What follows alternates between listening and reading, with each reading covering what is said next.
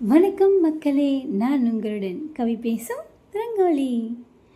என்னடா கவிதைன்னு சொல்கிறாங்க, ரங்கோலின்னு சொல்கிறாங்க, ஒன்றுமே புரியும்னு நினைக்கிறீங்களா?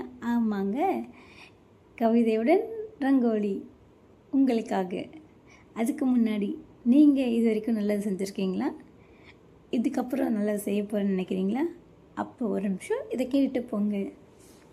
உங்கள் வீட்டில் உங்கள் அப்பா, உங்கள் தம்பி, உங்கள் அண்ணன், உங்கள் குழந்தைகள், உங்கள் பெரியப்பா, உங்கள் சித்தப்பா, உங்கள் மாமா, இது போல் உங்கள் உறவினர்கள் எல்லோரும் போதையில்லா தமிழகத்தில் வளரணும்னு நினைக்கிறீங்களா?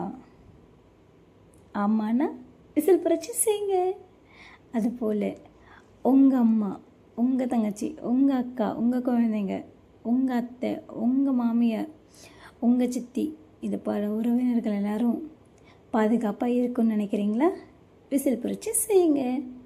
இது உங்களுக்கான புரட்சி மட்டும் இல்லை, ஒரு தலைமுறைக்கான புரட்சி. சிந்தித்து செயல்படுவோம். வாங்க கவிதைக்குள்ளே போகலாம். உங்களுடன் நான் கவி பேசும் ரங்கோலி. அச்சம் சுமந்த விழிகளில் இனி வீரம் பிறக்கட்டும். பசி சுமந்த வயிற்றினில் இனி வளங்கள் நிறையட்டும். இருள் கவ்விய பாதையில் இனி ஒளி பரவட்டும். அறிவு பசியால் வாடும் உயிருக்கு சிறந்த கல்வி கிடைக்கட்டும்.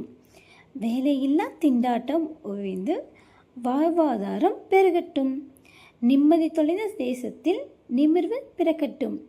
ஒன்று கூடி விசிலடிப்போம், விசில் புரட்சி செய்திடுவோம்.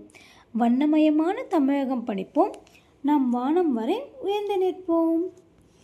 இப்படிக்கு கவி பேசும் ரங்கோலி.